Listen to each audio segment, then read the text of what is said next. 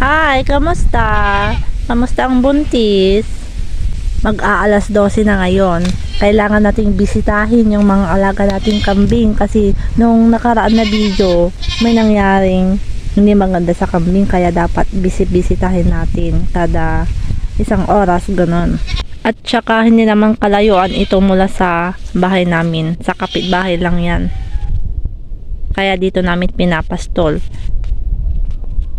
Para kapag gusto naming tingnan o bisitahin ay malapit lang. Dapat nasa lilim sila para hindi sila mainitan.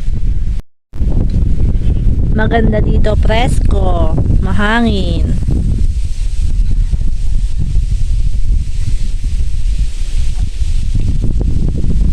Wala na yatang damo dyan, ililipat namin yan mamaya.